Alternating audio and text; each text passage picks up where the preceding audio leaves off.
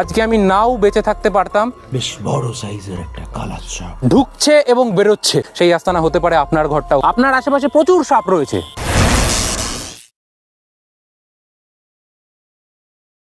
নমস্কার বন্ধুরা, আপনারা দেখছেন স্নেক সেভার ব্রাদার্স। সকল দর্শক বন্ধুদেরকে স্বাগত জানাচ্ছি আমার ইউটিউব চ্যানেলে।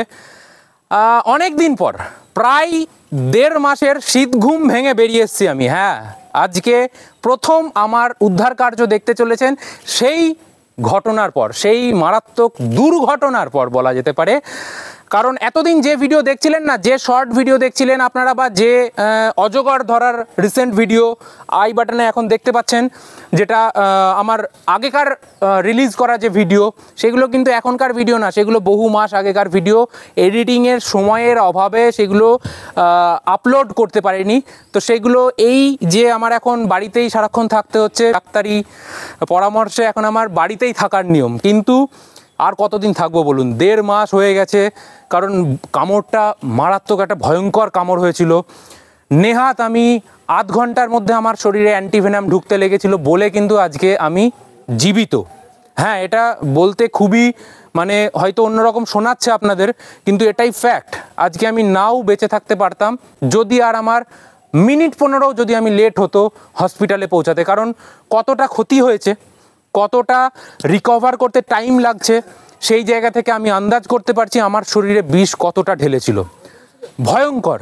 এখনও আমার হাতের কন্ডিশন ভালো না, এখনও টাইম লাগবে ঠিক হতে, হয়তো এখনও মাসখানেক সময় লাগবে। তবে উদ্ধার কার্য শুরু করছি। কারণ মানুষ বর্ষাকালে আতঙ্কিত হয়ে হয় সাপ মারবে, না হলে সাপের কামড় খেয়ে মানুষ মারা যাবে। সেটা আমরা কোনোটাই হতে দেব না। এই যে বাড়ি দেখতে পাচ্ছেন, বর্ষাকালে চারিদিকটা একটু দেখুন, আগাছা হয়ে রয়েছে, আগাছা হয়ে যথেষ্ট কিন্তু জঙ্গল হয়ে রয়েছে। স্বাভাবিক, বর্ষার জল পেয়ে ঘাস পাতা লকলকিয়ে ওঠে এবং জঙ্গল হওয়াটা খুব স্বাভাবিক। আপনাদের বাড়িটাও আমি জানি এই মুহূর্তে হয়তো জঙ্গল হয়ে রয়েছে। জঙ্গল পরিষ্কার করুন। এইখানে আমরা ডাক পেয়ে চলে এসেছি। চলুন উদ্ধার কার্যটা শুরু করি। এখানে গর্তের মধ্যে ঢুকেছে নাকি সাপটা, আমরা জানি না কি সাপ বা কত বড় সাপ বা আদেও সাপ আছে কিনা। তো চলুন খোঁড়াখুড়ি করে দেখা যাক যে সাপটা কি। শেষ পর্যন্ত দেখতে থাকুন বন্ধুরা সকলে।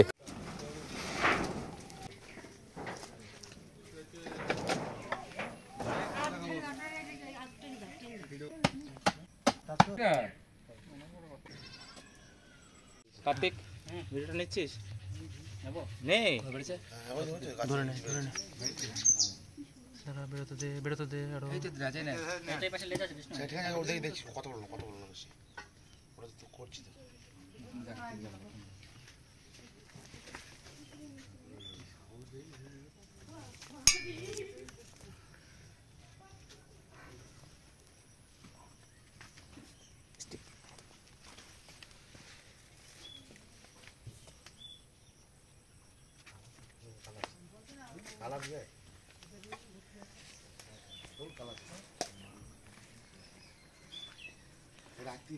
বেশ বড় সাইজের একটা কালার সাপ।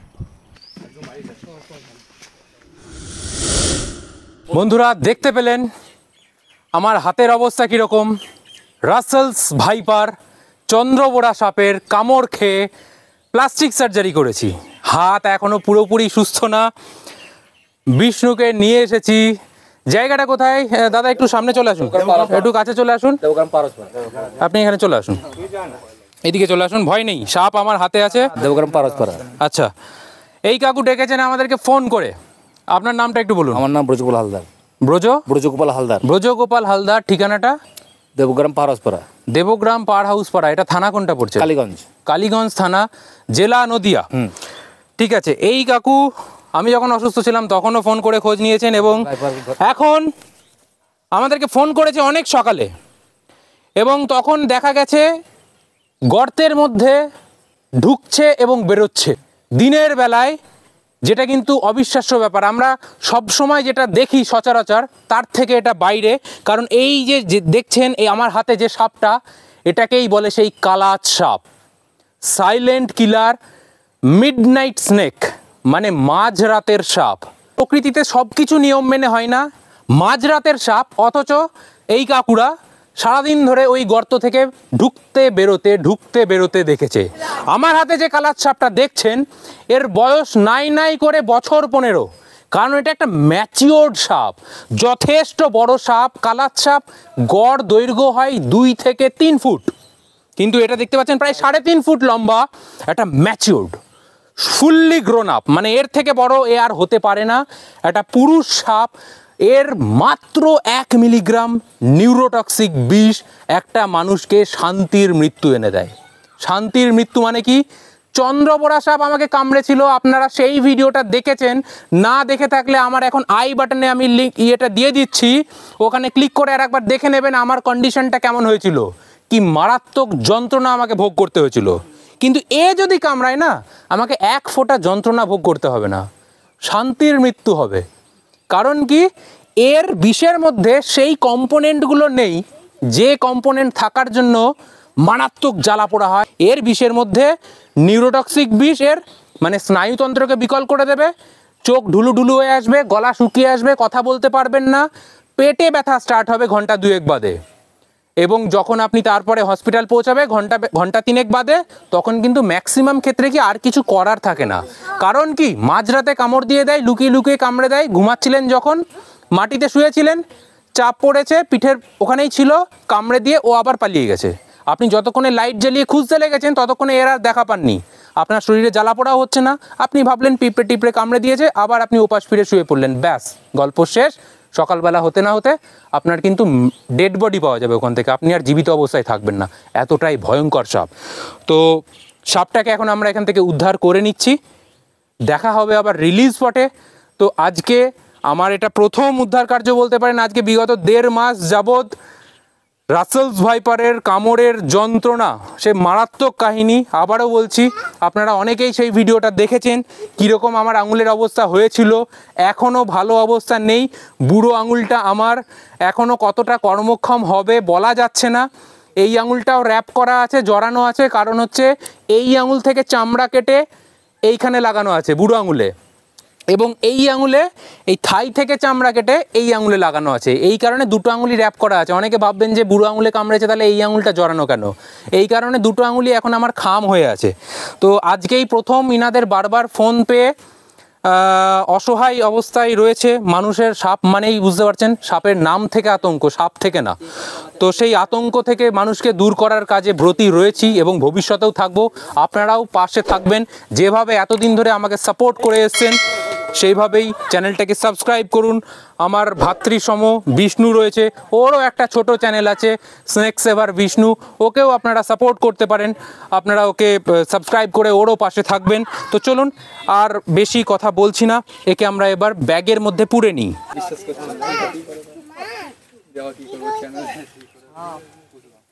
বন্ধ করে না, আগে ওটা মানুষজনকে সাবধান করব যে এই বর্ষাকালে সাপের উপদ্রব বাড়বে। বর্ষাকালটা সাবধানে থাকবেন, বাড়ির চারপাশটা পরিষ্কার রাখুন। ইঁদুর এবং ব্যাঙ, মেনলি এই দুটো, ইঁদুর, ছুঁচো এবং ব্যাঙ আপনার ঘরে যদি বাসা না বাঁধতে পারে তাহলে কিন্তু সাপ কিন্তু ঢুকবে না। অন্য কোনো জড়িবুটি বা কার্বলিক অ্যাসিডে কোনো ভরসা রাখবেন না, ওগুলোতে কিছু যায় আসে না, ওগুলোর সাথে সাপের আসা বা যাওয়ার কোনো সম্পর্ক নেই। আপনার বাড়িতে, আপনার ঘরের মধ্যে ইঁদুর, ব্যাঙ, ছুঁচো, খরগোশ এরা যদি থাকে বা যাওয়া আসা করে তাহলে কিন্তু সাপও ঢুকবে। বিষধর সাপ যে কোনো সময় ঢুকে যেতে পারে। তাই বন্ধুরা সাবধান থাকবেন। সামনে বর্ষা আসছে, বৃষ্টিপাত শুরু হয়েছে, এখন গর্তের মধ্যে জল ঢুকে যাবে এবং সাপ সেখান থেকে বেরিয়ে এসে কোনো একটা আস্তানা খুঁজবে। সেই আস্তানা হতে পারে আপনার ঘরটাও হতে পারে। তাই সাবধান থাকবেন, সতর্ক থাকবেন। দেখা হচ্ছে আবার রিলিজ স্পটে। বন্ধুরা চলে এলাম রিলিজ স্পটে। দেবগ্রাম থেকে বেথরহারি ফেরার পথে একটা ফাঁকা জঙ্গল মতো আমরা দেখতে পেলাম।